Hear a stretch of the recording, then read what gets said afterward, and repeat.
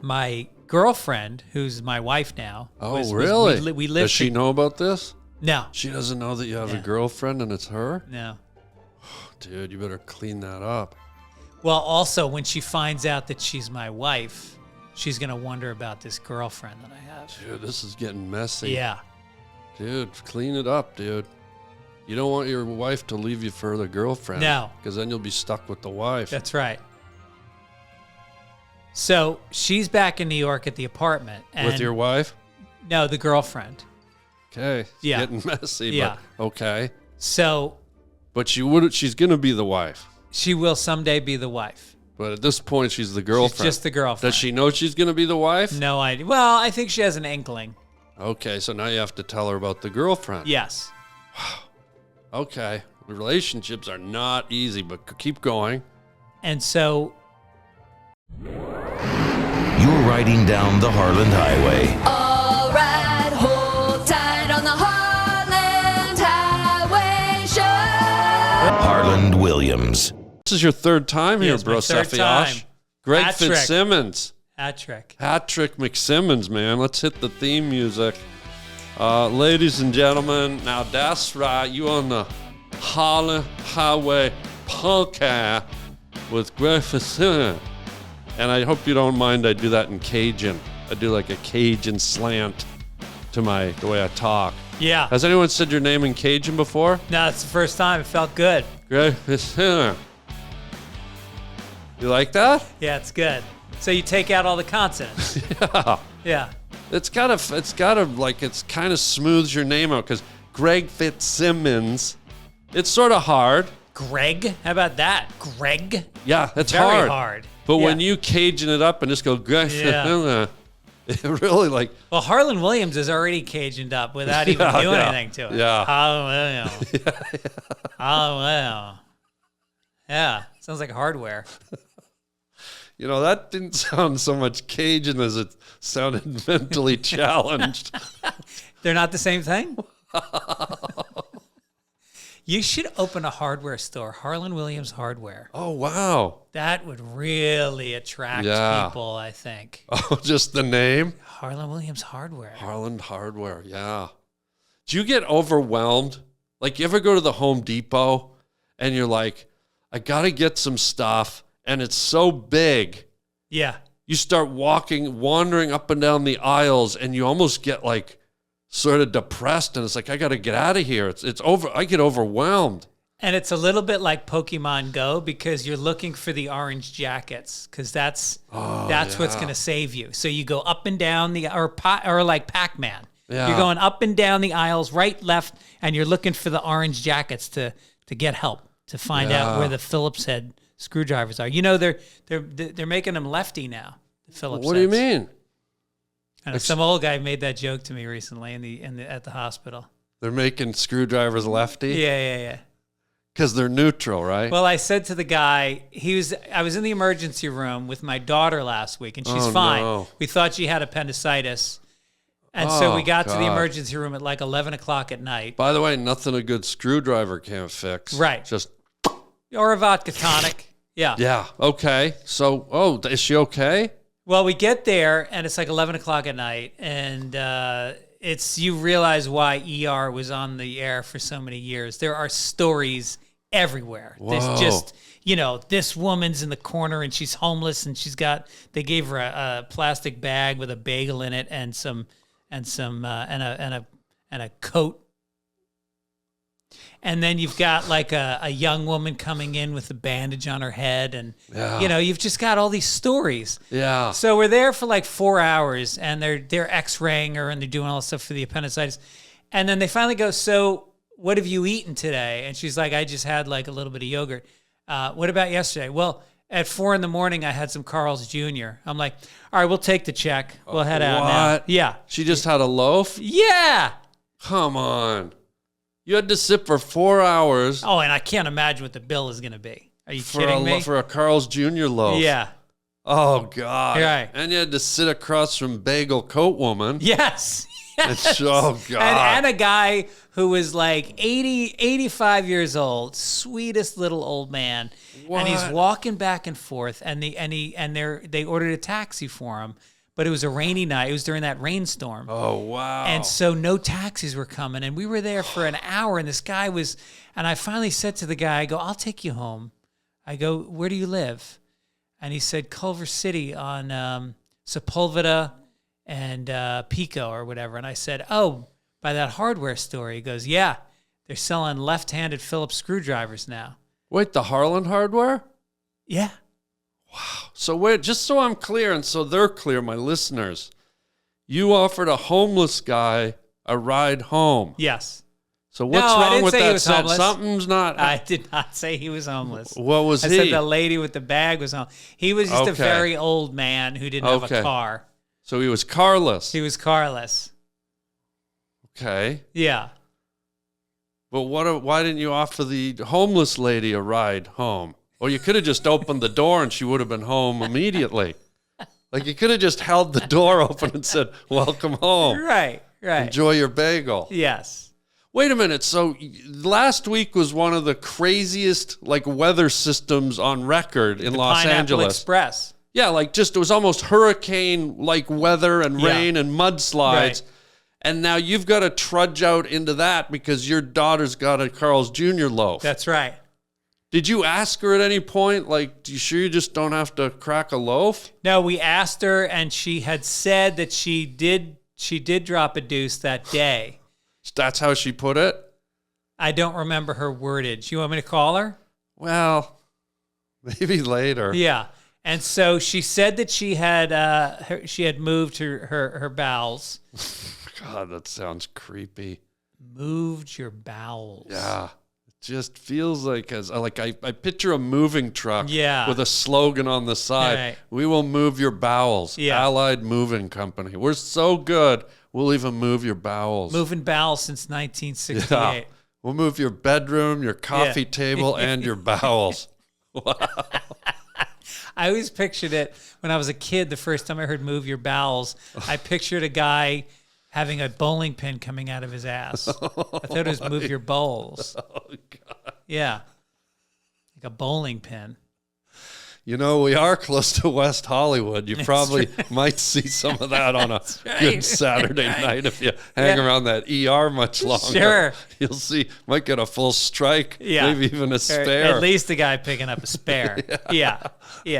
Okay, so you checked in with her. Yeah. And you asked her what? No, the doctor said, "What did you eat? Have you eaten?" And Right. she said, "Carl's Jr. at like 3:30 in the morning." Wow. She's 20, so she goes out all night. And the doctor knew immediately it was just a loaf? He didn't say that, but I said it. And then he said, you look, why did I say he? It was a she. It was a female doctor. How did you mix that up? Because these the orderly, days. the guy that brought her in at dental testing was a man. And he was very hostile. He had a lot of tattoos. He had Ooh. neck tattoos. Here's the What? thing about neck tattoos. What? When we Yeah. were young, Yeah. if you had a neck tattoo, Yeah. you were unhireable. You would Yeah. not have a job at daytime. It Well, was only for jobs that started at 10 o'clock at night. That was a neck tattoo. If you had guy. a neck tattoo, you weren't even out in public because you No. were behind bars. Right. We didn't even see neck tattoos. No. Wow. And now this they're guy's a working- caregiver? He's a caregiver, which seemed so crazy to me. And he was hostile, and he was well built, like he goes to the gym a lot. And I just thought maybe he's overcompensating because he was tired of being called a nurse and guys snickering when they said, "Oh, Yeah. you're a nurse." It's tough to be in a gang when you're a nurse. Yep. You know, you're riding down in the low road. Hey, Bartos, you want me to check your colostomy bag, man? Hey, let me dress that wound there. I just did a drive-by. Let me dress that bullet hole, Bartos. Hey, essay. Wait, Put on the paper gown. Gang members in paper gowns. And how do you don't even have to do a drive-by. You just get a lighter and light it at the bottom and fucking light them on fire. And the other guys are trying to blow him out like a birthday candle. Essay. And if it's a Mexican gang, they just fire up the leaf blowers.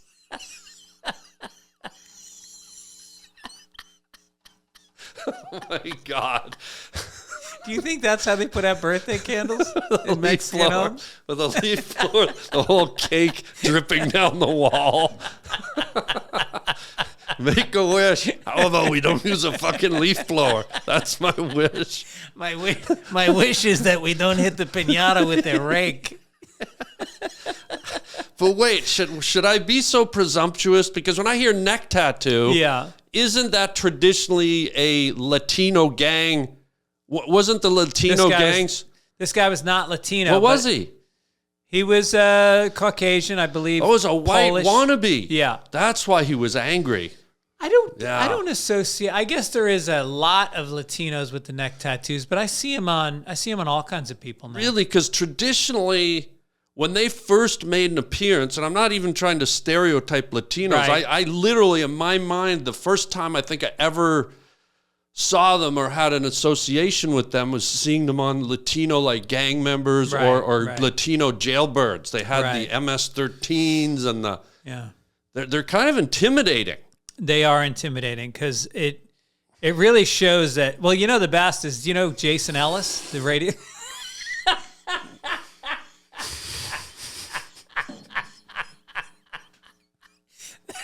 That's not how you drink a soda is. while broadcasting. Well, Daddy does. Did you not breastfeed as a child or something? I suck fed. You suck, Faye. You Yeah, went I like was- that on your mom's nipple? On my mom's nipple, I just like... And it worked for a while, and then one day I collapsed her forehead. I sucked so hard, her forehead caved in, and they had to get the no. bicycle pump and Pump her back up and again. pop it back out. Really? Yeah. Wow. But wait, so I don't want to stereotype Latinos, but now I hear that it's a white dude who Yeah. had the neck tattoo. Right. Which in my mind is sort of the Hollywood poser type, where they're not tough at all. It's just instead of earning the stripes to be tough, they just get a tattoo and go, oh, now I'm tough. Well, or was this guy tough? Yeah, but you're a guy that wears motorcycle boots and a leather jacket, and you don't have a Harley. I don't. I have a Honda. I have a Honda Shadow. Oh, Well, I had one. I got rid of it recently. well, then you got to get rid of the boots and the jacket. Well, maybe I'll get a neck tattoo and then we'll see Yeah. how tough you are then. All right. Funny guy.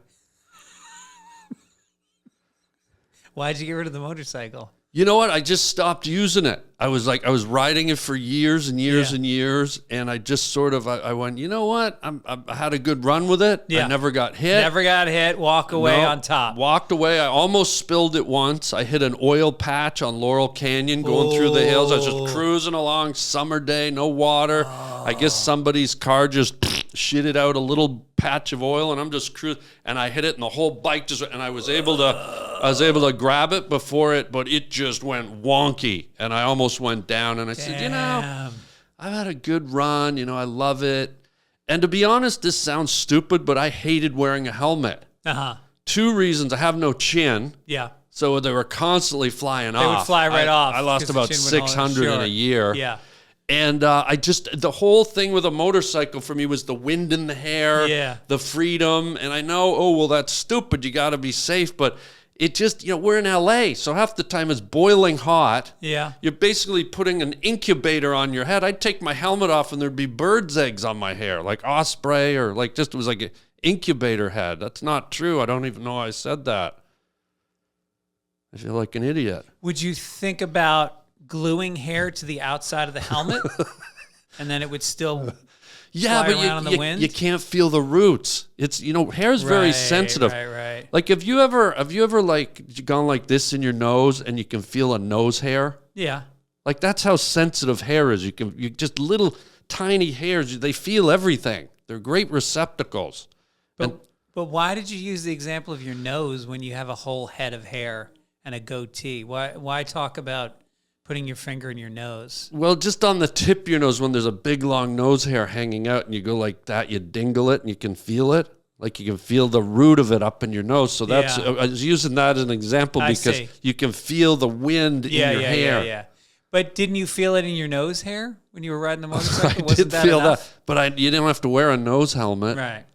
But yeah, I enjoyed it, but I ended up getting rid of it. Do you ride a bike?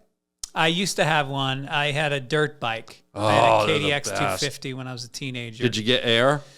Oh yeah. We had this lot. We lived near a lake, and there was this big lot behind the lake, so the cops wouldn't come back there and bother you. And we had a big. We had a jump. It was back in the days of Evel Knievel, so we had a long sloping jump, and we would go off it all day. That was fun. Oh man, getting air on a bike. Yeah, It's the pretty best sweet. feeling in the world. Yep, it really is. Okay, so we got to circle back. I want to know how this night ended with your daughter in the middle of a hurricane with a Carl's Jr. loaf. So Yeah. you immediately kind of became the doctor. You just went, oh God. As soon as you heard Carl's Jr., yeah, right. you knew the prognosis was a loaf. If she had said McDonald's, I would have said, okay, could be a number of things. But when you say Carl's Jr., Yeah. it's a loaf. That just lays there. That is the lowest of all fast. Do you agree that's the lowest of all fast foods? I'm with you guys. Yeah. That's, What would you say is give me your order of top to bottom fast food restaurants, best first, working down to Carl's Jr. Oh man, I think In-N-Out Burger's got to be the best burger. Number one, yes. Then, gosh, I do like. You ever go to Shake Shack? Yeah, Shake Shack's Those good. are really good. Shake Shack's good. Steak and Shake is good. Not bad. McDonald's is good kind of for sentimental reasons because I think we all grew up on it, and especially us older kids. It was the only really game in town when we were growing up, Right. and to go to a McDonald's was a treat. They weren't on every corner. There was one in every community, but most people from their house to the nearest McDonald's could be 7, 8, 9 miles. So when you went, it was like, wow, we're going to McDonald's. So it's got a real sentimental player for me. I like Fat Burger. Fat Burger is very good. Yeah, like when you want a real, like, because they get raw, they get fresh beef. They slap it on the grill right there. Yeah. So I like Smash Fat it. Burger. Yeah. We used to go to McDonald's. When I was a teenager, we'd go to McDonald's. Yeah. And we had projects in our town, and the McDonald's was down in the projects. Oh, wow. And so we would go down there, and we would be high. We did a lot of drugs at a very young age. You did? Yeah. And then we used to go into the dumpster behind McDonald's because our friend worked there, and he's like, we throw all the burgers out every couple hours.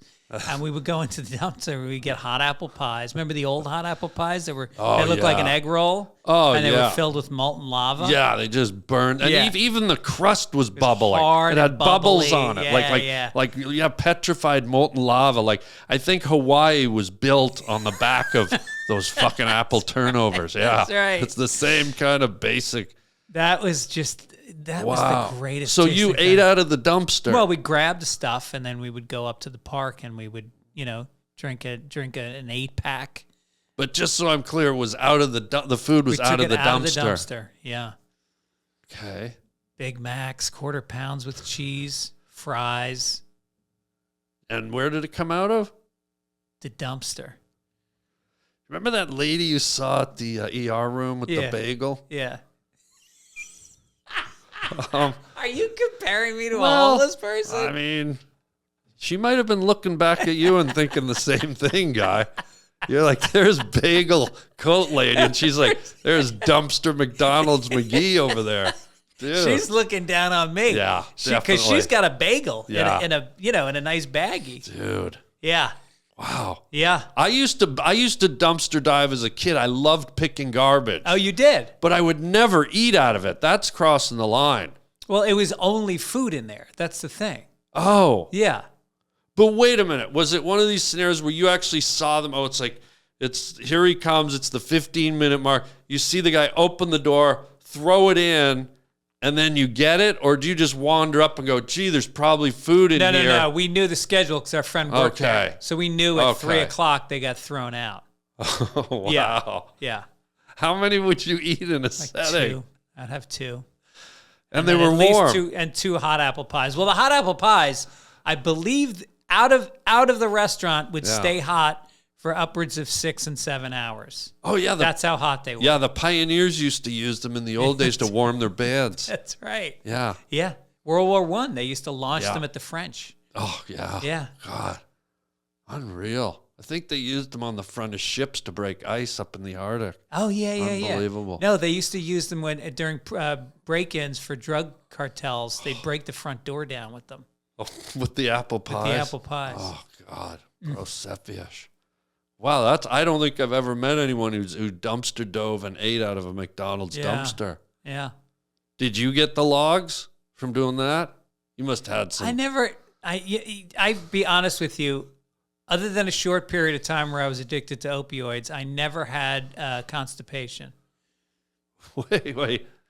You were addicted to opioids? Well, just for about 9 months. I got a shoulder surgery.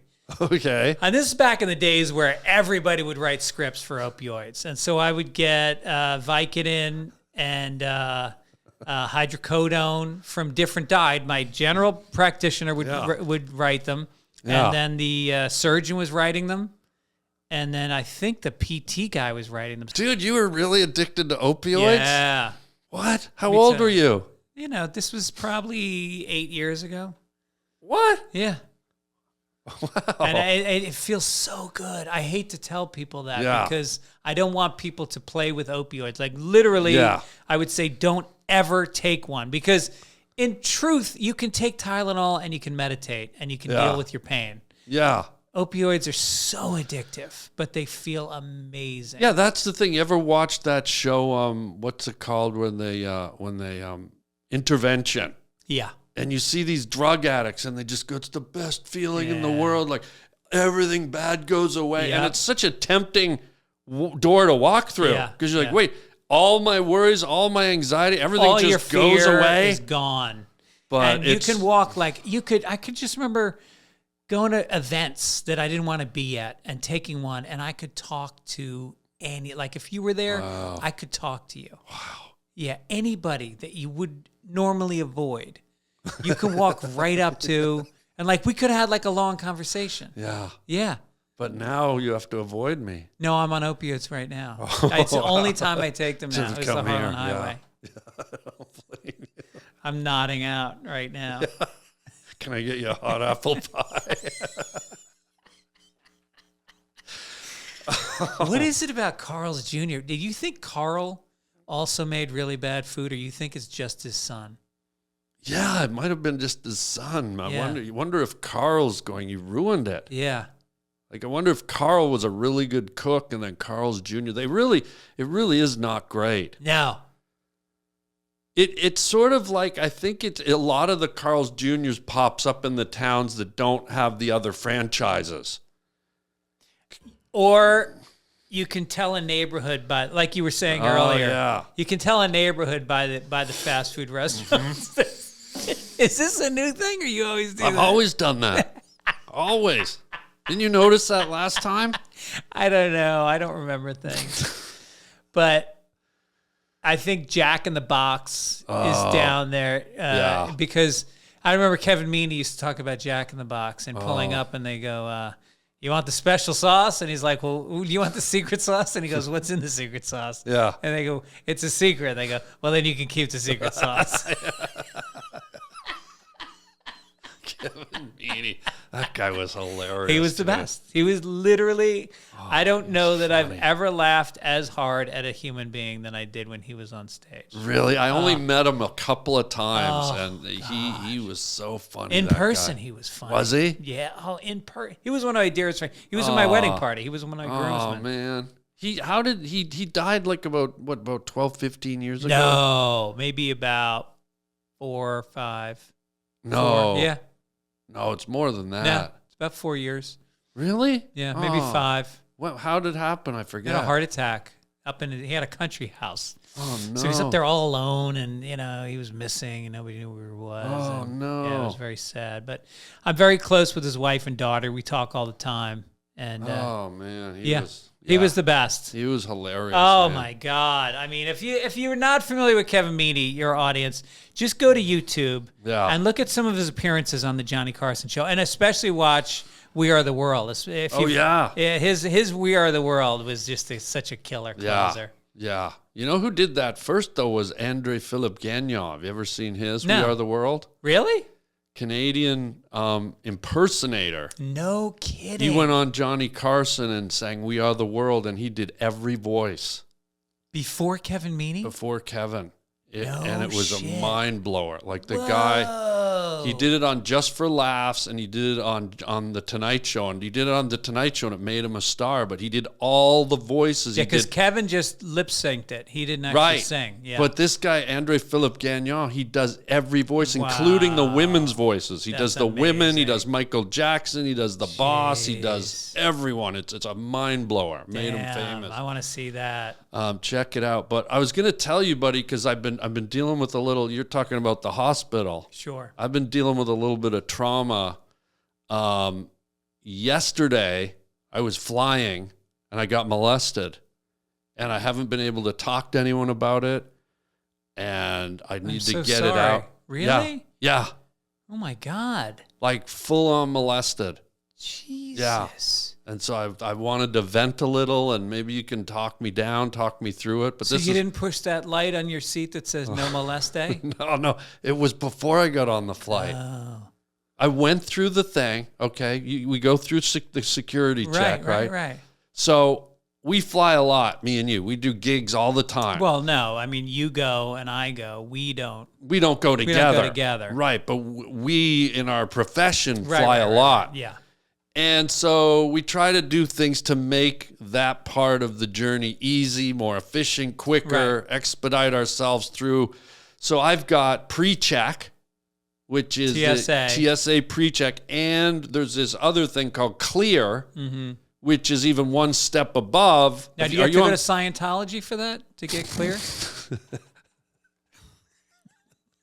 I've already done that, dude. Okay. I've been a Scientologist for years. Yeah. I love science. Marine biology, can't get enough of it. At night, I rub sea cucumber, sea urchin all over my naked body. I'm a true Scientologist now. Imagine if that's what Scientology was. They just loved science. Just biology. Oh, yeah. Yeah, the Krebs cycle. Yeah, you walk Krebs in. Cycle. How's your anatomy today, fella? Seen any good Petri dishes lately? Yeah. I'm sorry, but you got molested. So I got molested. So are you a member of the clear? Do you do the clear thing? No, I do TSA, but I don't have the clear. Do clear. Really? I don't even. It's weird. This is so selfish. I actually stopped telling people about clear because it's so good. Yeah. But why is it better than TSA? So it's cheap as hell. Yeah. It's like people think it's this big thing. I think it's like $130 for a year. Yeah. You go to clear, okay? Not every airport has it, but most of the major ones do. You show up at clear, an attendant takes you, they scan your eyes, and then an attendant walks you to the front of the line in front of everyone. Everyone just watches you go. And the guards at the line, they just go clear, and they go through. They don't even ask for your ID. So it's a whole nother level. Wow. So I've got clear and TSA, right? Yeah. So I get through an airport in like 2 minutes with this thing. Plus you're white. I am? So white. Me? It doesn't get whiter than Canadian, does it? Why, thank you.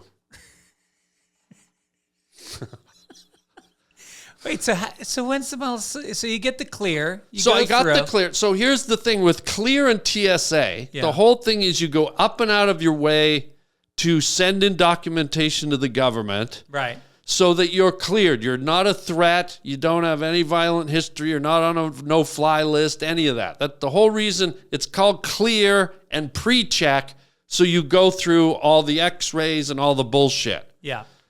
So I have this thing, but now they have this thing where you'll go through it, and it goes beep, beep, beep, and you're like, wait, I'm clear. Oh, you've been randomly selected. And I'm going, what's the point of me having clear and pre-check and anything else if I'm going to be subjected to this? Yeah. And it happens more than you think. Uh-huh. So yesterday, I'm going through the airport. Where are you coming from? I'm in Florida, and I'm going. What part? I'm in Dallas. Okay. I'm in Dallas, coming back to LA. Second biggest airport in the world. Yeah. DFW. No, but wait a minute. I had to transfer. I was in Florida, then to Dallas, and then home. Got it. So I started off in Dallas, in Tallahassee, which is a small airport. Sure. And I go through beep, beep, beep. And the guy go, you've been randomly selected. And I said to him, I was irritated. I go, dude, I'm pre-checked and clear. Like, isn't the whole reason I did that to avoid this? And he goes, sorry, sir, you got to do it. So I go through, again, I've already been through the first x-ray. Now I got to get into the big one, the human juicer with the blade that go pretend you're about to be hit by a truck. And you got to stand in the same footprints in your socks as everybody else has. So now you're getting fungus on your feet. You get athlete's foot just going to Cleveland. Yep. It's unbelievable, bro. Yeah. So now I go through this thing, I walk through, and when you do pre-check and clear, you can leave your belt on, you can leave your computer in your bag, you can leave your shoes on, everything. So I go through the thing, it goes, oh, your belt buckle is, it flashed. I go, of course it did, it's a belt buckle. So he goes, I've got to do a check of your groin. So I'm not even kidding. Really? Pretend this is my groin. The guy goes, sir, I just want you to know I got to check your groin and your inner thighs. And I go, really, dude? And before I could even kind of put up an argument, he literally takes his hand and rubs it hard on the front. And then with the back of his hand, he goes back and forth on my meat. No. And then goes up and down on my meat. And then goes on my inner thighs and up and around. Whoa. And I'm sitting there, literally, I'm fucking going into the red zone going, I just got like violated. That's crazy. Like, what right does this guy to have? If I was just walking down the street and a random guy just said, hey, can I touch your groin? I'd be like, are you crazy? Right. So now I'm going through an airport. Yeah. And some random human I don't even know, 1 second I'm just walking. Now some guy I've never met is literally rubbing my groin. How did you feel? How did that make you feel? I was furious. Yeah. I literally felt violent. My media went, I'm going to sue these people. Yeah. Like, you think they have that on camera? I bet you could. You should say, I want you to look at the footage of this guy examining. Yeah. Because that is really, because I had heard they take the back of their hand and they go near it. But I've never heard of them making contact. This guy was right over it on both sides of the hand, up and down, and I literally felt like physically violent, like sexually assaulted. Right. And it's not so much that he did it to me specifically, but the fact that they have the right to do that. Right. Like, at what point when you see a belt buckle, do you go, oh, there's a belt buckle, there must be a bomb or a machine gun in his pants? Yeah. And did he play Lou Rawls or dim the lights or anything, or did he just go straight in? I'm sorry. You were okay. I'll be honest. When I flew back that night, we went to Ruth Chris Steakhouse, candlelit table in the corner. Wow. And they didn't play Lou Rawls, but they played some Air Supply, and we slow danced right by the salad bar. Wow. Yeah. Did you meet his parents that night? I did. They were there over at the other table. They were like toasting us, and it was unbelievable. Yeah. Unbelievable. Yeah. Oh, things really went to the next level. Yeah. I don't know why I'm so mad now that you break it down for me. Right. Have you ever had that, though? Where they like... I've had... Well, have you ever been molested? You look like you have. I have. I was not molested as a child, as far as I know. I mean, I could have a suppressed memory, but the memories I have don't include that. Okay, good. But don't forget you were on opium and eating out of a dumpster. It wasn't opium.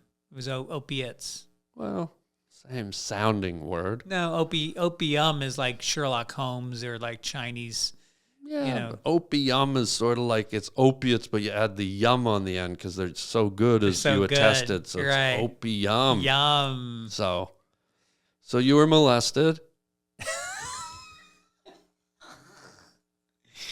No, I was not. But I do get my prostate exam with my doctor, and I honestly believe, and I talked to a couple guys last night who said they no longer need to do that because with the blood test, they can now tell if your prostate is swollen. And my doctor continues to do it. And when he goes in all the way to the knuckle, and then he wiggles it around, and he leaves it in for a while. Like he's dialing a rotary phone. Yes. And the worst part is the last time he did it, he was squeezing both my shoulders really hard while he did it. Is there any Lou Rawls playing or Candle? Bill Withers Were his parents there? in the corner. Bingo. Were you wearing a belt? Not for long. Yeah. Not around my waist. Welcome to the club, guy. Jesus. Are there meetings for us?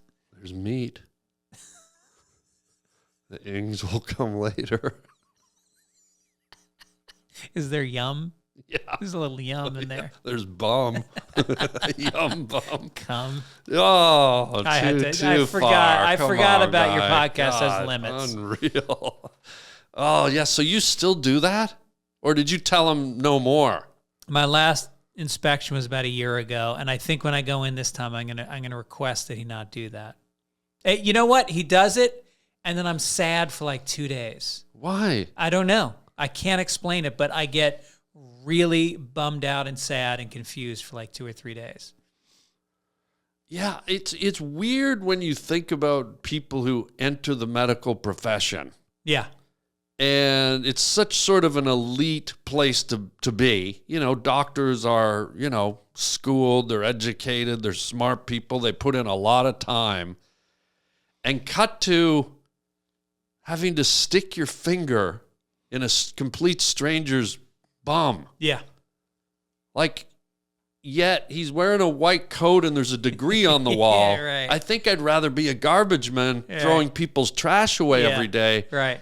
Then some guy named Larry walks in, and I just get my finger and put it in his bum. And you don't know if Larry showered before he came. You don't know if he moved his bowels, perhaps, you don't know that if morning. He had lunch at Carl's Jr. Right. even. Yeah. Right. It's Yeah. just so weird. I think if somebody was going to come into my office and I was a doctor, I would go out to the parking lot and I would look for Carl's Jr. wrappers in the car before I did it. Yeah. Because you could unleash something. It's almost like Yeah. you could uncork Yeah. and then there could be a disaster in your office. When he did it, when he does it, it's Does it's it. a yearly thing. Yearly. Is it in his office or are you in an examination room? No, it's at his apartment. He's got a place in Marina Del Rey. Balcony? That's what he calls it, yeah. God, nothing like having a finger up your ass during a California sunset. Yeah. Wow. The seagulls flying through the pink sun and yeet. Oh, it's almost like a seagull call. They all look over. Yeah. Getting your ass reamed there, buddy. And they dive. They dive for a mackerel and you just watch. Finger wiggling up your ass. It's like he's waving at them through your bum. Oh, yeah. Yeah. Sometimes Going, "Hi." it comes out your Hi. mouth and he just goes like that. and Yeah. they fly in and have a snack. They think it's a worm. Oh, God. Yeah. Bro stuff. God. I only did that once. The prostate exam? Yep. Oh, you should. You really, well, now you don't have to. You can get the blood test, but you should be checked yearly because if they catch it early, then prostate cancer is not a big deal. But if they miss it, you can die really But fast. see, here's where I don't get it. And I'm not a doctor. Maybe you can explain it to me. You've done it every year. How does sticking your finger in someone's bum and wiggling around help you know if there's cancer? Well, I think that they can touch your prostate and they can feel if it's enlarged. Oh, that's what it is? But, and not to throw that word around lightly, when they push down, and I'm not making this up, sometimes you ejaculate a little bit of semen. And when they are trying to get a semen sample from a man, they will do the prostate and push down, and then you will expel it from your penis. And you're only doing this once a year? He's pretty booked up. He's very popular. Wow. Would you do it? Could you do that kind of work? To somebody? Yeah. Like Well, you wear a glove. You're not going in there with your fingernail.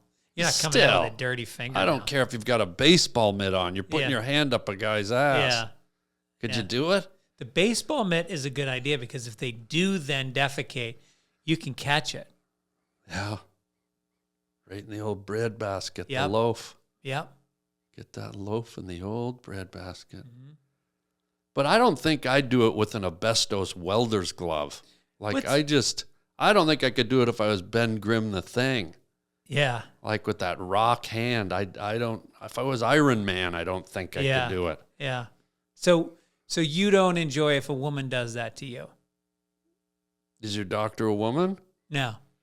Then no, I don't enjoy it. Maybe if a woman did it. Yeah. Then it's more of a date than a doctor's appointment. Right. Then you turn your head around and look him in the eye. Then it's like a night out on Tinder or a night out on Bumble. Sure. Bumble. Fumble in my bumble. Yeah. Stumble. That's the app for old people. Stumble? Stumble.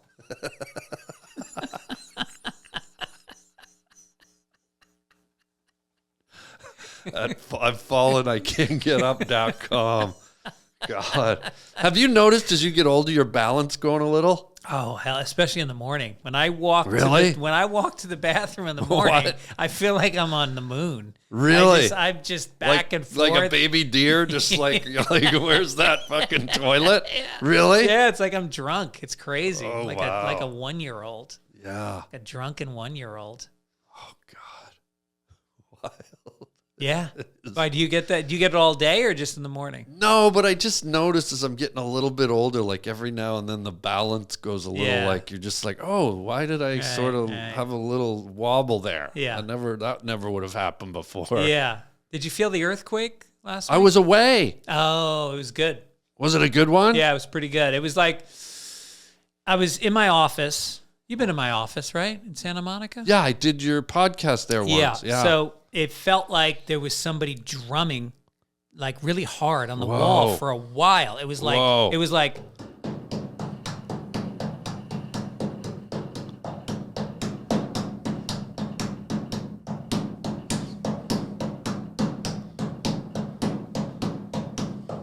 like that. How was it?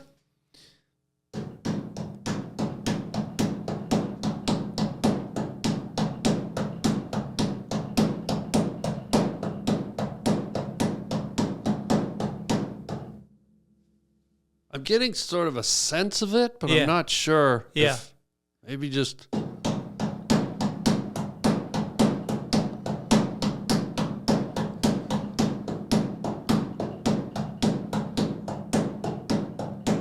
Oh my God, that's terrifying. No, people were dancing. Oh, it was like a beat. Yeah, it had a good Oh, backbeat. wow. Yeah, like a funk, like a George Oh, it was like Clinton a thing. disco quake. Yeah. Oh, wow. Wouldn't that be funny if you're walking down the street yeah. and there was an earthquake and everybody just started dancing? You open the door, Casey and the Sunshine Band are on your driveway. Shake, shake, shake. Shake, shake, shake. Shake your booty. Shake your booty. Oh, dude, Those isn't are it the good to days. laugh? Do you have a moment in your life when you were a kid that you can remember a time when you just laughed uncontrollably? Like, was there ever a moment with your buddies where you just you thought it would even almost kill you? It was like one of those laughs that just it wouldn't stop. Yeah. And then one of your buddies or something you saw, it would happen again, and then you'd think, I can't laugh anymore, and then it just it's like the best feeling in the world. Do you remember any of those? Yeah, I remember me and my brother, he's 13 months older than me, so we spent a lot of time together, and we Could have laughed just a lot. said a year. Irish twins, that's what they call it when you're a year apart. Wow. Yeah. And so my mother used to yell at us a lot, and we were upstairs and we used to play Nerf basketball, but it was full contact. Like one guy would just run to the hoop and the other guy would try to tackle him and he'd try to put it in. And so we were playing that and she started yelling at us, but she was yelling and he was at the top of the stairs and she was at the bottom of the stairs and I was laying down so she couldn't see me. Yeah. So I loved that he was really getting it, and she was screaming at him and I'm fucking laughing. Yeah. I'm dying. I'm like, this is the best. And then he starts to grin and he's trying to hold it back, but which is the best. When you're not allowed to laugh. Oh, I was going to say that. And Yeah. so he can't laugh and then she goes, "What are you giggling at, Mr. Snickerface?" And then You're fuck, done. that You're was done. it. The two of us fell down on the ground, and it went on till my stomach was cramping, and you can't breathe. Yeah. Isn't it the best? Mr. Snickerface. Oh, wow.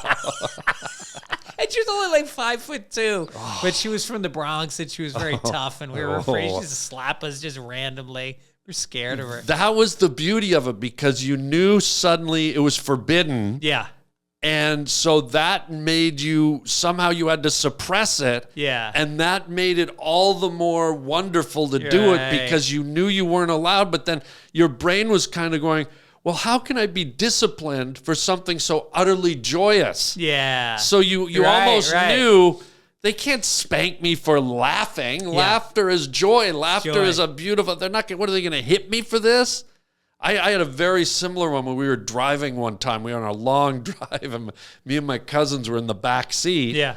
And we started giggling at something, and it wasn't that funny. Yeah. But it annoyed my aunt, who was sitting up front. She goes, will you children stop laughing? And so that ratcheted it up a notch. Yeah. And then it got so ridiculous. She said, if you don't stop laughing, I'm pulling over the car and you're walking home. And then it was like, we were just like buckled over, wheezing. It's like Mary Tyler Moore, which is top 3 sitcoms in history. And the number 1 episode was when there was a clown and he got hit by a truck. And so they were reading the news and they started laughing. And so they went to the funeral. And they were at the funeral of a clown that had been run over, and they weren't allowed to laugh. And Mary Tyler Moore trying not to laugh at the clown funeral. It's one of the greatest moments in television history. Yeah. Yeah. I had another one when I was older, and I'll ask you the same question, but I had one when I was like a full-grown adult. Like this was I think it was in my 40s or something, or like late 30s. And I was up in Toronto, and me and my buddy had done a gig, and we wanted to go to a strip joint. Yeah. So we got in a cab, and I just had there used to be this thing, it was like a little plastic jar, and it had this putty in it. And you'd push the putty, and it would make the air escape, and it sounded like the best farts you've ever heard. I know like exactly the most realistic farts. And they're loud, and they were long, and so we're sitting in the back of the cab, and we had it was a foreign guy, I don't know where he was from, but it was a foreign guy in the front driving the cab, and we're sitting in the back, and we're just talking, and it was like, right? And you just see the go, oh, what the hell? Like that. And we realized he thought it was real. So then I just kept doing it. And the fucking guy, he got so mad. He rolled down all the windows, and he literally was driving, and he stuck his head out the window and was driving. And he went right up on the curb because he didn't know where he was going. And we were buckled over, dying, like tears. He was so... And what was funny is he kept driving us. Yeah. That's what made us laugh. Is he didn't pull over. Right. He had a job to do. He did all these evasive maneuvers. And to see him with his head out the window like a dog, sticking his head out the window. And he was livid. He was so incensed. I guess maybe in Europe to fart in front of someone is even like sacrilege or something. And you just kept doing it. Oh, we did it. And we were, just when you thought we can't do it anymore because the guy, he's so mad. Yeah. And then you just go, you know what? Fuck it. And just gold. I had a story. Me and Dana Gould, who's the best. Oh, yeah, Dana, yeah. Dana Gould. Yeah, he's clever, that guy. I'm telling you, probably about 20 years ago, we were co-headlining the San Francisco Punchline together. Oh, yeah. So they send us off to a radio interview in the morning. And it's like, 7 o'clock in the morning, and we get up. And we do this radio interview, and we come back, and we get into a taxi to take us back to the hotel. Yeah. And we're talking to the taxi driver, and he's like an Eastern European dude. And we're, no. He was a Middle Eastern guy. And we're driving back, and we're talking to him. And, we're kind of clicking, and we're having fun. Yeah. And then so we pull up to the hotel, and I go, so you want to come up and party with us? You want to come hang out? Me and my friend. And he's like, what? I go, just 3 of us. We'll come up to my room and no. And we get out of the cab and we couldn't stop laughing. Dana just did not expect that. And we that was one of those times we just couldn't stop. Yeah. And at the end of the weekend, he gave me a graphic novel that he found in a bookstore. And it was called Hollywood Homo. That was the title of the book. And I have it on my bookshelf to this day. Wow. Yeah. I know, man. People, it's just, I'll tell you my last one is we were out. I was out with this kid. I used to work up at this camp. Yeah. And we were at this camp, and I think it was about 17. And there's always the fat kid at the camp. Of course. The one fat kid. Yeah. Plays catcher. Yeah. And so we decided to go out canoeing. And so this kid, obviously with his weight, it made it a little precarious, a little awkward. And obviously the kid liked to eat. So we went out, we had a fishing rod, and we get way out there on the lake, and we start fishing. And up in Canada, when I was growing up, they used to have these Kraft cheese commercials. Yeah. Where it was like it was before the days of like clever advertising where everything was humorous and catchy. It was just a guy, and he had this sort of real monotone voice, and they'd show the cheese, and he goes, Kraft cheese. Take a casserole and sprinkle Kraft cheese over the top. With the Kraft cheese, you make a Kraft cheese casserole. Like really, like these really dry recipes. Yeah. So we get out there, and then just for some reason, I said, imagine if I hooked into the guy from the Kraft cheese recipes and started reeling him up. And as we're reeling him up, it's this guy in a suit, and as his face breaks apart, he's like, and another delicious Kraft cheese. It was the dumbest thing, but we lost it so hard, dude. I'm not kidding. The whole canoe started shaking. The fat guy was just out of control. We were dying, like tears. We almost tripped over, and I swear we would have drowned in that lake. It's just like the weirdest thing make you laugh. That would be a great anime. You should do a little animated short of that. Oh, God. I had my friend Matt Malloy, who you might know him. He's an actor. And so when I came out I was living in New York. It was probably like 1998. Yeah. And it was the year of the El Nino. And so it was rainy. And so I come out, and I'm here for pilot season. So, I'm getting no luck. I'm going out on auditions. I don't know how to act, and it's awful. But then I get a private gig in New York at this restaurant. It was like a good amount of money. Back then I didn't make a ton of money. Yeah. So it was like I don't know, I was getting like $3,000, and I was very excited. Yeah. And so my girlfriend, who's my wife now. Really? We lived. Does she know about this? No, I'm gonna pop the question this week. She doesn't know that you have a girlfriend and it's her? No. Dude, you better clean that up. Well, also, when she finds out that she's my wife, she's going to wonder about this girlfriend that I have. Dude, this is getting messy. Yeah. Dude, clean it up, dude. You don't want your wife to leave you for the girlfriend. No. Because then you'll be stuck with the wife. That's right. So she's back in New York at the apartment. And with your wife?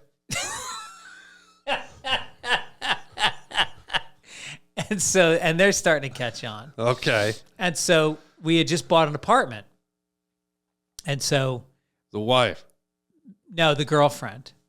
Okay. It's getting messy, but okay. So but she's gonna be the wife. She will someday be the wife. But at this point she's the girlfriend. She's just the girlfriend. Does she know she's gonna be the wife? No idea. Well, I think she has an inkling.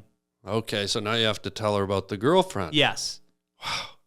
Okay. Relationships are not easy, but keep going. And so I fly in, and we got this apartment, and then... You flew in because it was pilot season?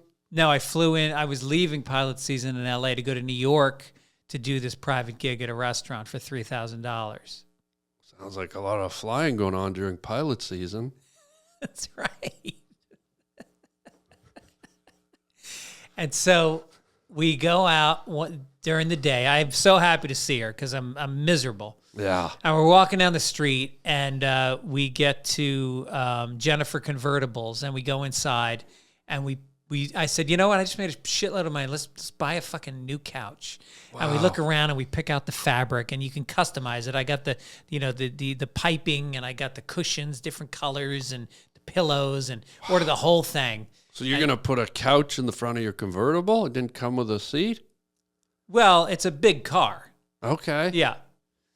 And so I go back to L.A., and I'm staying with my friend Matt Malloy. And he goes, how was New York? I go, it was great. The gig turned out to be really fun. Yeah. I got the money, and I went out, and me and Aaron bought a couch. I bought a brand new couch. I said, you know, it was like the piping, and I got the cushions, different colors and pillows, and he goes, wow, how much did you pay for that? And I go, it was like $1,200. And he goes, dude, that's amazing. Usually for $1,200, all you can get is like some piece of shit from Jennifer Convertibles.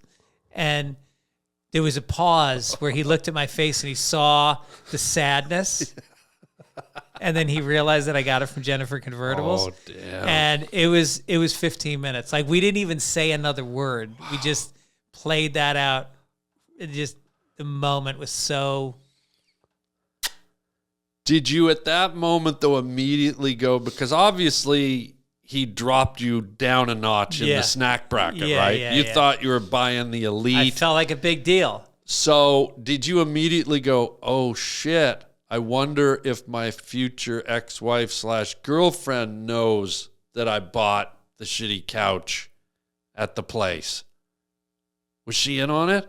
At that time, she was my girlfriend, so I felt like for a girlfriend, that's a perfectly good couch. All she deserves. Now, if she told my wife that I had bought the couch for $1,200, as a wife, I think she would have been very let down. But it was stayed the girlfriend, probably. Right. Got it. Yeah. Speaking of money and gigs and writing, sure. I always wanted to ask you this because you're a writer. You've been here before. We talked about your book. Mm. We've talked about you writing on Ellen. We've talked about all your writing. Yeah. I always wanted to ask you this. What's the one thing that you haven't written yet that you want to write? Like if someone said, here's $1 million, you have 6 months to write the novel you've always wanted to write, what would it be about? What's the story you always sort of played with or wanted to write, or even the area, the genre, the topic? Is there something?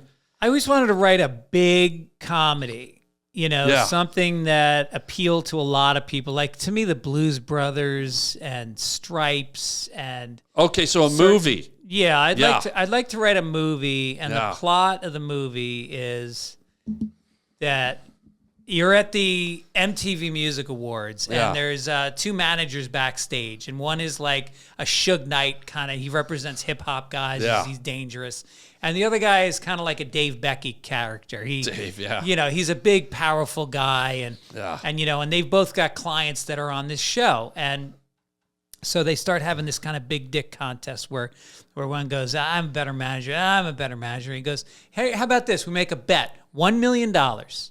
I give you my worst client. You give me your worst client. And in a year, whichever one is more successful, that guy wins $1 million. Right. So now the Dave Becky character, he's got this lesbian folk singer that's his niece that he's doing as a favor. And she's just, it's not working. He doesn't know what to do with her. You can say it, Jewel. It's Jewel, and she's in a van. Yeah. And that's the hard thing because you can't get in touch with her. There's no phones in vans. Yeah. And then the Suge Knight guy has this gangster rapper that even he's afraid of him. He's a fucking dangerous character. Yeah. And you mean like a violent guy? Oh yeah. He's like got living a gun. the thug lifestyle. He's in a gang. Got it. Okay. So they give each other those clients, and then you watch Dave Becky try to take this guy and put him into the rock venues and opening for a Three Dog Night. Wow. And then you see the gangster rapper with this folk singer, and he's putting her up at his, nightclubs where there's black acts going up, and it's very aggressive, and she's dying. And so it's a double fish out of water scenario. And then eventually the black rapper and the folk singer see each other, and they have this like kinship where he loves her writing, her storytelling. He thinks it's profound. Oh, I see. She sees his charisma and says, this guy is unbelievable. I wish I could do that on stage. Yeah. And they form this weird, tenuous friendship, and they start to get to know each other, and then they start doing a thing called folk rap where they work together, and it becomes huge. And meanwhile, the managers are both ignoring their other clients because they're so obsessed with this bet that people are leaving them. And this is all they got left now is this one client. Yeah. And at the end, they have a hit, and then they find out that there was a bet going on and that they were given away by their managers because they didn't like. And so they go on the MTV Music Awards. They win Best Album and they fire both their managers from the stage. Live. Yeah. This is like almost like A Star Is Born. There's elements of A Star Is Born, but in a whole different kind of... Or Trading Places. Yeah. Yeah. Okay, so now the question is, why haven't you written that? It's a great idea. Do you like it? Yeah, I think it's really great. Yeah. And think about the casting. Think about finding like a really cool folk singer and a really great rapper and... Well, also bringing the element of music in. Yeah. Current music, and when do those two genres of music ever meet? Right. Dude, I mean, I'm asking for real. Why haven't you written that? Or will you ever write that, do you think? I'd like to write it, but I think I need to find the talent first, and I need to write it with them. I want them to be enlisted in the creative process. What about, because I'm going to be honest, that sounds like an excuse to me. I think you're probably right. I should write it. I think you should write it, and you bring talent to it, and talent goes, I love this rap character I can relate to, but let's now adjust it to who I am. If I'm 50 Cent, let's take what you did, keep the structure of the script, but now let's do it in my voice. Right. Because I think if you wait around and go, gee, I'm waiting for the talent. Yeah. Well, what talent's going to show up for something that doesn't exist? Yeah. I think you got to get on it, guy. I'm good at co-writing projects. So I do think that I'd like to find somebody to write it with. Maybe a country writer. I think a black writer. A rap writer. Yeah. Okay. Yeah. Funny, but not the country writer.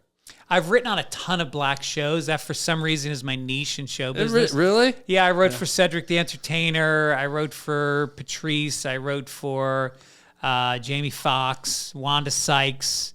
I don't know why, but like once you get one job writing for a certain type of show, the industry just thinks that I'm the guy who writes up black shows. Oh yeah, when I look at you, I see black all over you. That's what's so crazy about it is I'm not even like a big fan of R&B and hip hop. Yeah. And I mean, I look at you and you're this close to being like a hip hop like ER gang crazy. member. It's crazy. Yeah. I know. That's hilarious. But that's what happens. So anyway, I've gotten to know a lot of really great black writers, and I think I need to get one of them because also it's very sensitive in Hollywood right now. If like as a white writer to write a black part. You know what though? I would submit to you, fuck that. Yeah. Forget that. Because see, that's someone else. What you just said is it's difficult to do it because someone else might say that it's racist or it's culturally inappropriate. But that's them saying it. Right. When I see artists, when I see creators, I say, you do it. Yeah. You're not a racist. You know you're not a racist. You know you love all people. So you just write for people. No, it's like Scorsese with that Killers of the Flower Moon. They wrote a Native American movie that was respectful and was amazing. You do your best. You're not going to be perfect, but are you going to tell a black person not to write a white story? Yeah. Are you going to tell an Asian person not to write a white story? Right. All that stuff is just noise. Yeah. And so what we're doing here today is we're knocking down a lot of these barriers that are holding you like back. It. I like it. You should just do it. I think you're 100% right. And there's no harm or foul. Try it. Just write it. Try it. And then see how it goes. Think about it. I'm going to put a challenge to you because I usually have you on the show about every 5 to 6 months. Yeah. I'm going to just throw this out here as a creative challenge. Okay. Next time you're back, a spec script is 100 pages. Somewhere in 6 months. How about an outline? A very detailed outline. That's like 10, 20 pages. 20 pages. No, I'm going to say spec script. Really? 100 pages. Think about it. All right. Nobody sees it but you. That's my challenge. You're the only person that I'm reads pushing it. you. Okay. I'm pushing you to do this as a friend. I accept your challenge. Okay. Yeah. Wow. Okay. I love it. I like hope the you challenge. do it. And if you don't do it, I'm not going to look down on it. I'm not going to. But I think sometimes you need someone to kind of push your gears and motivate you. Right. And so I'm hoping that you step up to the challenge, you deliver, and at the end of it, you have something beautiful, and it turns into something. Because nothing from nothing equals nothing. Yeah, it's true. And when you have something to do, I just feel better about myself. That's I carry myself better. I have a sense of purpose. I find that when I've got a project that's hanging over me that I'm, chipping away at, I can do other things. I find all of a sudden I'm writing more stand-up. I'm I don't know. I'm more present. Because your confidence clicks in. Yeah, you realize you're doing something, you're applying, you see that what you're writing is flowing, that it's good, and you're like, well, so is everything else. If I can come up with this, I can come up with other things. Yeah. Now, that being said, I'm not going to pressure you. Yeah. I'm not even going to bring it up. If I see you at the clubs, I'm not going to. Good. Because no one needs that. Right. That's too much. But next time you come back, I am going to ask you if you've done it. Okay. And if you haven't, I won't be mad, but I hope you do. Okay. When you think about all that time, we talked about it earlier, you think about the time you spend on TikTok or the time you spend 3 hours watching the Super Bowl. How many pages of that script could you have written in 3 hours? Right. Probably 8 or 9. Yeah. And now you've only got 85 to go. Yeah. And also, now that I've put it out there, somebody else might write this, so I better hurry up and write it. Yeah. And if you believe in it, if you love it, and someone even hearing this might go, you know what, I like Greg's idea. I'm going to get in touch with that cat. Yeah. But anyways, it's just me saying, hey, go for it, dude. I like it. All right, let's get down to our final segment, Jesus, buddy. already? Are you serious? I know. That's how fast it goes when you're talking about loafs in the ER. And well, we still got this. All right. Words from a wooden shoe. Right. You remember this. Of course I do. You reach in here, buddy. You pull out a word and see if there's a story from your journey anywhere that you can share with my 7 or 8 viewers and see what comes up. Most exotic place. Oh, here we go. Here we go. Most exotic place. Could be geographical. It could be a faraway place. Could be a hotel room. It could be anything. Yeah. A jungle, a forest, a building. I mean, jungle, definitely. When you think exotic, you immediately think jungle. But for you, what is it? Could be your doctor's office with you bent over the printer. Mm-hmm. That was exotic. Yeah. It was erotic, not exotic. Yeah. Sometimes those words are real close, just like 2 butt cheeks squished together. Most exotic place. Okay. Here we go. On my honeymoon. With your girlfriend or your wife? Had just recently broken up with my girlfriend and gotten married. To your wife? Yes. So both of them were there? No, I broke up with the girlfriend because I was married and I felt that my wife would I think she'd resent. I mean, who knows? People have different kind of arrangements. Didn't you say your girlfriend became your wife? Yes. So they were both there, guy. No. You can't have a girlfriend and a wife. Well, tell that to most of the people Charlie here in Hollywood. Sheen. Yeah. Charlie Sheen, yeah. Okay, so we go on a honeymoon to Bali in Indonesia. Wow. Yeah, I've been there. Have you been there? Yeah. It's pretty amazing. I think it might be my favorite place in the world. Wow. Yeah. And we get there, and it's super cheap. We're staying at the Four Seasons in Jimbaran Bay, it was called. Oh, he's great. And Jim. And we get there, and we stay the first 3 or 4 nights in this fancy 5-star hotel where we have our own cabana. Wow. And the cabana has a pool outside of it. And then there is all this beautiful outdoor furniture, and they have somebody who's just for you who waits outside, and you ring a bell and they'll come in and they'll bring you food and they'll do anything. And so we're just enjoying that. And then we said, all right, let's go see the country. And so we hire a driver, and the drivers everybody there has the same name in Bali. What is it? I can't remember. It's like John or I don't know. Somebody should email you and tell you in Bali, like, because the family name, like they all from the same family, and say this. Wait. Every person there has the same name. Yeah. And you can't remember it? You called everyone the exact same name, and you can't remember calling 80 people the same name. Okay. Yeah. Might want to get some pills going, bro. Okay. I'm gonna get back on the riboflavin or whatever it was. So we get in the car with this guy. Let's say it's Tom.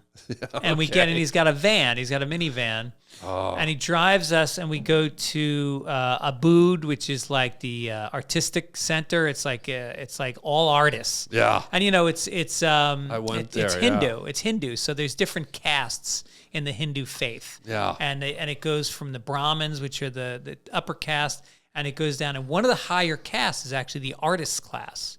Right. artisans, in which we Right. would be considered artists as Wow. performers. And so they live in a booth and they just sit around and they make art. And we've got Balinese art all over our house. We bought Whoa. so much art when we were there. Wow, the And we wooden still have stuff it. like yeah. teak statues and carvings and Yep. things. Oh, And beautiful. picture frames that are just the most ornate wooden yeah, carvings. yeah. And so we spent a lot of time there, and then we drive down to I forget the name of the town, but a monsoon hit. It was crazy, and we were paying this driver $10 a day, and he would drive us from town to town. So we drive 2 hours. Yeah. And we went to the first one. He dropped us off. We go, all right, thanks a lot. We give him the $10. He goes, no, you pay me at the end. I'm like, well, yeah, we're here. And he's like, no. I stay with you. yeah. So we realized that like we're gonna be there for 10 more days. Yeah. And he just sleeps in his van, and then he drives us to the next town the next day. Wonderful. It's amazing. Yeah. And so we get to this one town, and there's a monsoon, and the hotel we were supposed to stay in was like flooded, and we couldn't stay there, and the roads were flooded. And Oh so my God, there must have been toms everywhere, there was a lot of Toms. just floating by. Yeah, Tom McCann, Tom Wow. Carvel. Wow. Yeah. Tommy Lasorda was A there. lot of- everyone was named Yeah. Tom. Yep. Wow. Okay. Tom McCann. Yeah, you said him. Yeah. Did I? Yeah, you said him, but you forgot, every guy's There's a name. lot It of was Toms. A lot of Toms. So- So monsoon hits. So we stayed in Tom's van with What? him overnight. No. In a monsoon.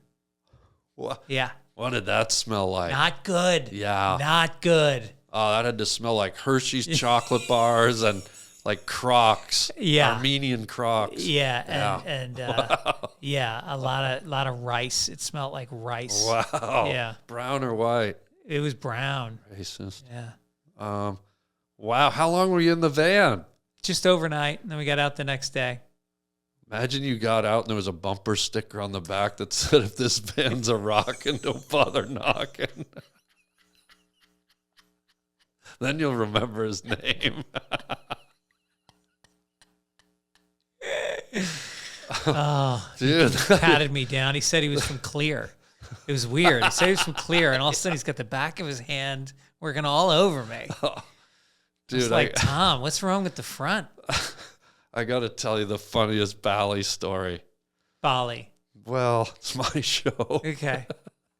Is it Bali? It's Bali. What did I say? You said Bali. Like it was the shoes. The casino. Yeah. So I go to Bali Yeah. with my sister, Nice. my older sister Megan, and she loved that movie Eat, Pray, Love. Uh-huh.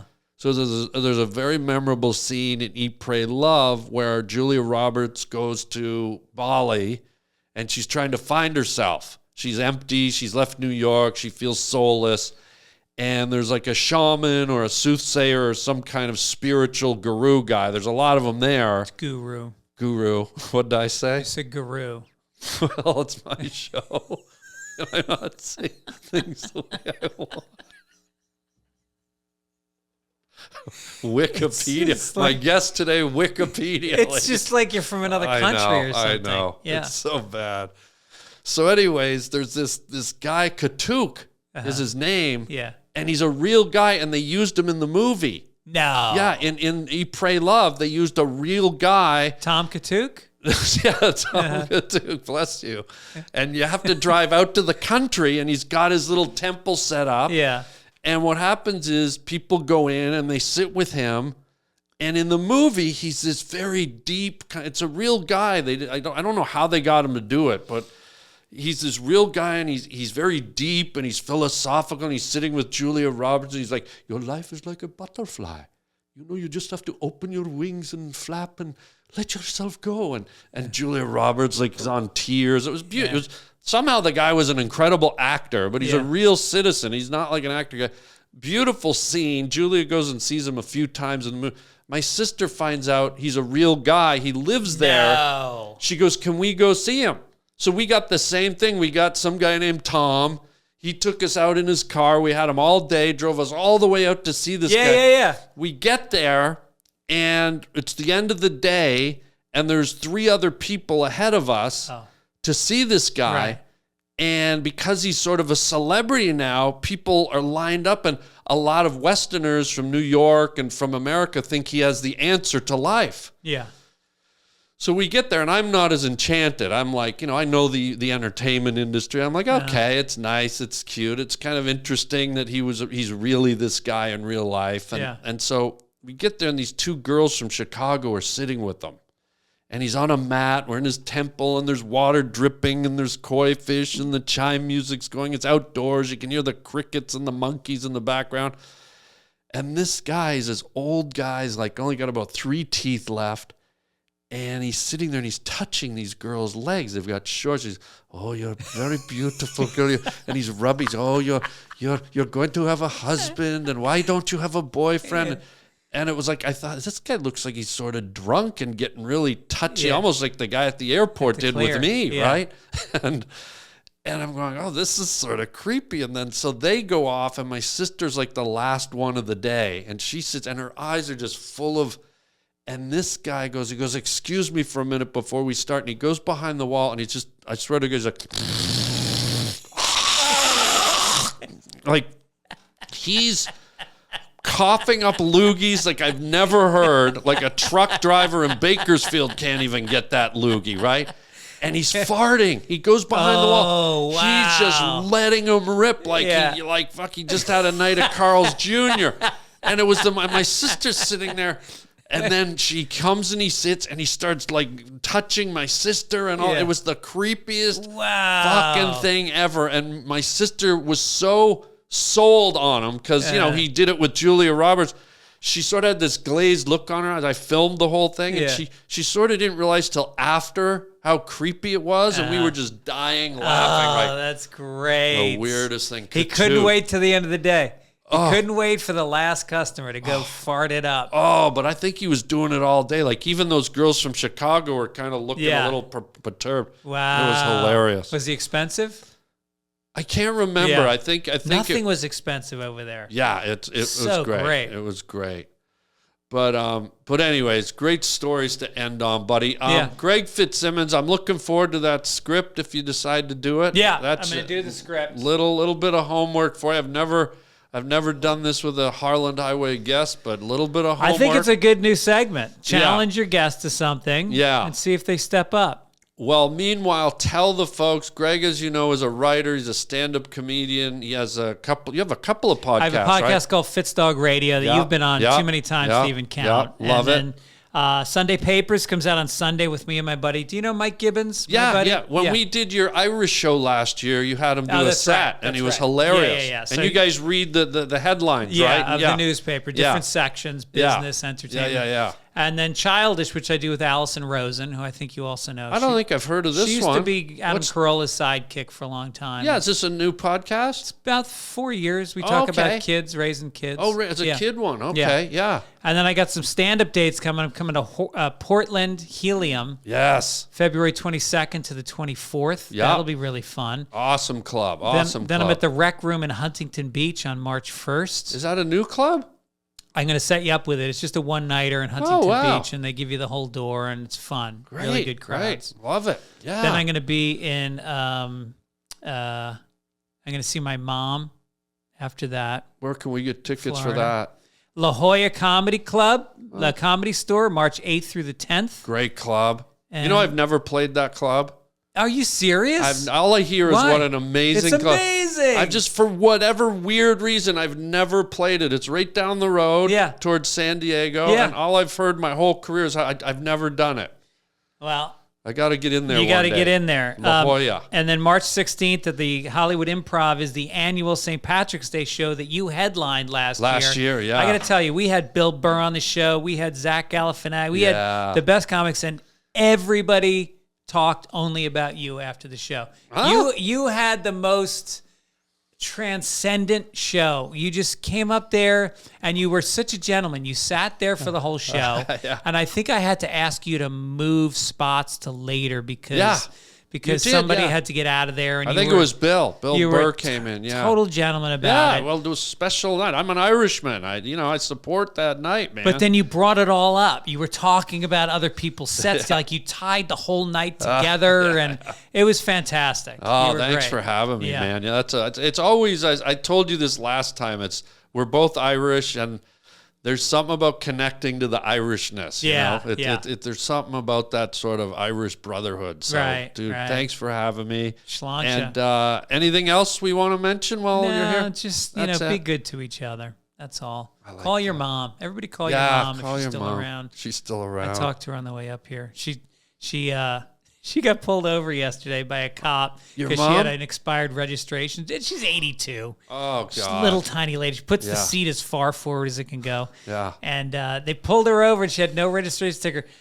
Left the lights on. 2 other cops showed up. I guess she had like an old ticket she didn't pay. Oh, yeah. And they were going to take her to jail. And they towed her car. And What? she had to call a friend from a parking lot and have her pick her up. And it was all Florida cops are real assholes. She should have just rolled down the window and said, "You better not pull my car away there, chucker doodle face," or whatever. What'd she call you? Checker, Mr. Snickerface. Mr. Snickerface. That would have done it. Dude, All right. amazing. Well, let's hit the theme music. Everybody, Greg Fitzsimmons, check him out. Check out his podcast. Go see him at all the clubs he mentioned. It's at GregFitzsimmons.com. GregFitzsimmons.com for tickets. Yeah, check him out. He's the best. Thanks for being here Thanks, again, Harlan. buddy. You're the best. That's it for now. Go write a script, everybody, because he's going to. And until next time, chicken chow mein, baby. Thanks, buddy. All right.